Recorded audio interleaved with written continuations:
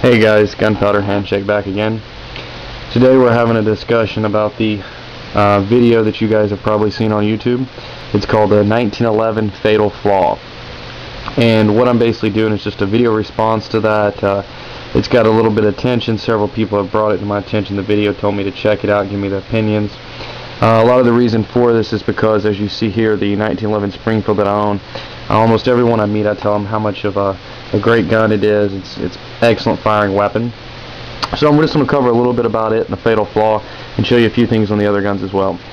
Also wanted to give a shout out. I have two people I want to give a shout out. One is the Now and Again. I want to give a shout out. You had given me one before. I checked out your channel. A lot of great information, a lot of great videos. So guys, if you've got a chance, definitely drop by, check him out, subscribe to him.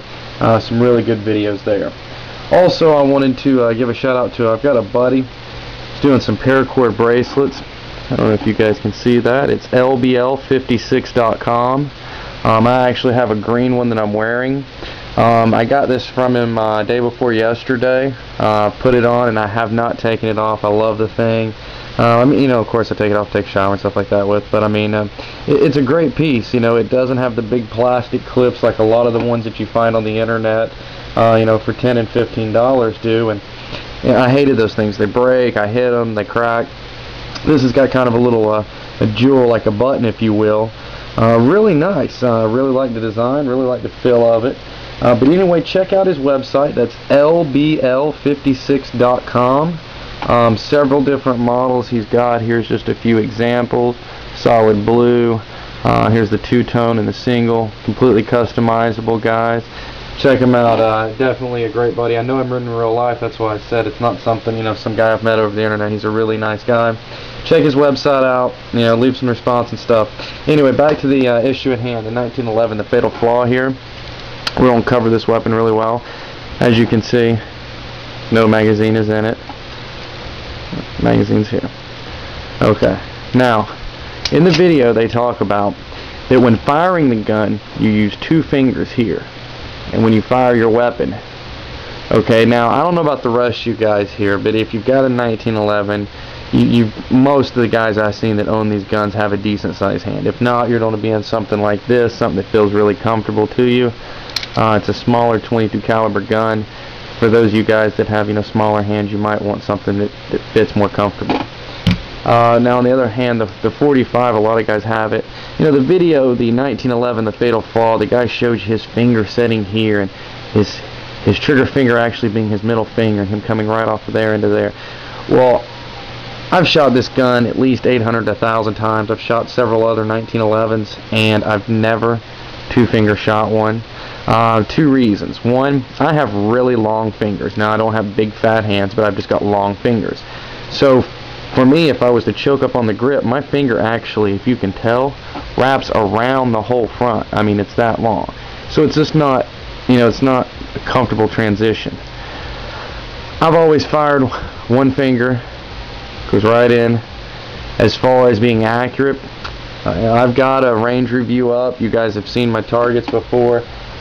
I don't have a problem with accuracy. I promise you, with this firearm right here, I can get them in the bullseye. I mean, I'm not talking dead center, but you've got a 5 or 6 inch black bullseye and get every shot in there with this weapon. It's a great firing weapon. There's no need. Now, if you want to buy a cheaper gun, you know, a little polymer gun, I've seen several knockoffs. You know, and you can go as low as the high points for 150, even to $500 and $600 guns that are still polymer guns. You know, American Tactical, several brands out there. The point of the matter is, if you get one of them, maybe the accuracy, you are having a hard problem, and you do need two fingers to get the grouping together. This gun, one finger. Everyone that shot this gun hasn't had a problem with it. You know, I have done a few things to the gun. You can see all that in my videos. Modifications internally as well as externally. The gun fires great. I've never had the feel I need to do this. Of course, in all honesty, even my little 22 here, I still shoot one. I mean, if I was to put two fingers, I mean, my finger is almost as long as the barrel. When that barrel slides back, that'd be all over my finger. Same way with my Beretta here. 9mm 92 FS. Now, I guess I could see someone doing a little bit better of a two-finger on this one, only because the slide on this one is at such a high rate. I don't know how well you guys can see that. You get a little bit better lighting over here. But with the Beretta, I mean, you can tell it really has some room. With the 45, I mean, if you put your finger there and tried to two-shot, when that slide came back, and this thing's got some power to it. I mean, 230 grain shell, it's not a little toy. When it slides back, if your finger's there, it's going to get it.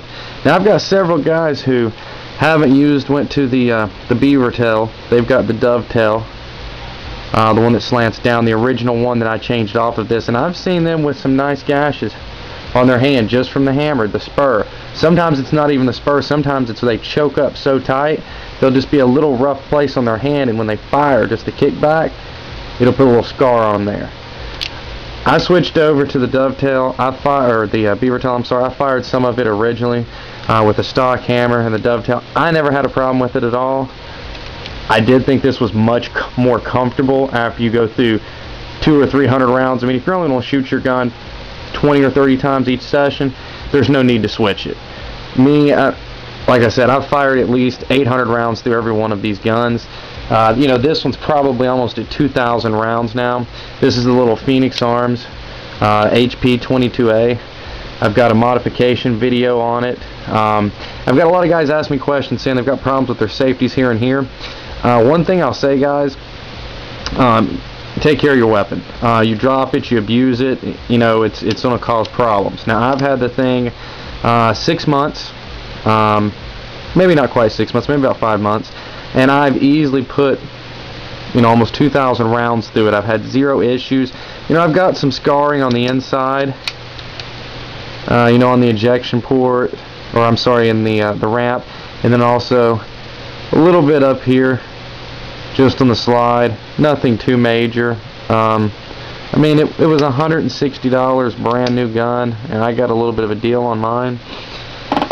But regardless, my recommendation is don't two-finger it. Don't get scared. I've had 2 or 3 of my buddies that are seriously looking at buying firearms now decide they don't want to purchase a 1911 because they're worried about the fatal flaw or about this little pin popping out. And in all honesty, I mean, in this pin is the slide stop, the rear of the slide stop. If you was to push it, it would come out this side once the gun goes back so far. Now, the only thing that I'm having an issue with is that usually only happens if it goes to there. So if you're firing it, I don't see you forcing that unless, and I mean, if you've got your finger on that, you can clearly see. If my finger's on that, it's the slide's gonna hit it. So in response to the 1911 fatal flaw, I'm calling bullshit on that one, guys. And I hope I don't upset anyone out there. I think the reason this gun has been around for so long is because it is an amazing design. You know, that's like going back and knocking a Colt Peacemaker. I mean, yeah, there's some things that, you know, led to improvements on newer revolvers and things of that nature. But still, just because you've got a good quality firearm that was kind of the backbone for its new design, I don't think there's a flaw in it that isn't expected. I mean, it's a 100-year-old design. It hasn't changed. You know, I mean, people have added a few little fancy things to it, but it's still a 100-year-old design. So, guys, on that note, anyone that's actually thinking about a 1911, by all means, I would definitely recommend one. It wasn't my first gun that I purchased. It was my third. But I will have to say it is by far the most fun. Now, purchased, well, I guess I wouldn't even say the third, maybe the 4th or 5th one.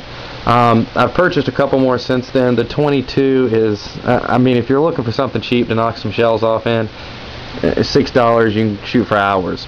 The 1911, it's more expensive, but it is an amazing gun to shoot. The Beretta I got because you see them all the time. It's a very common gun. I've heard a lot about it military-wise, and I just wanted to own one. I really enjoy the gun, but with it being the 100th anniversary, I kind of keep it put up.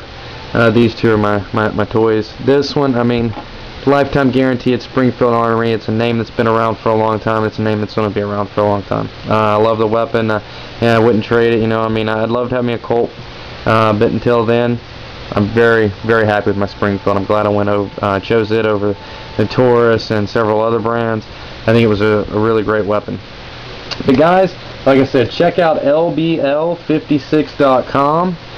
See what he's got going on with the bracelets. Here's a look at my webpage, kind of doing some redesigning on it. If you guys have any questions about anything, the mods, let me know.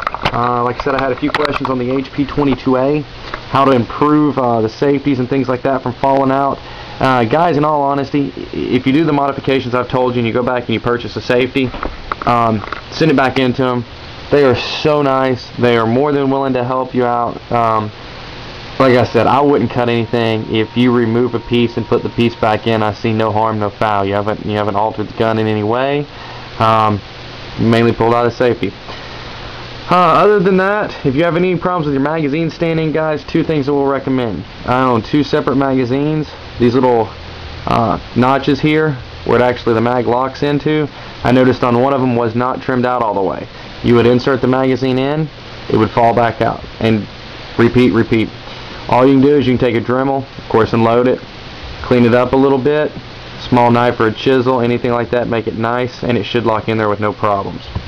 Well, once again, guys, this is Gunpowder Handshake signing out. I appreciate everything. Check out lbl56.com and also now and then again. Take care. Wonderful night.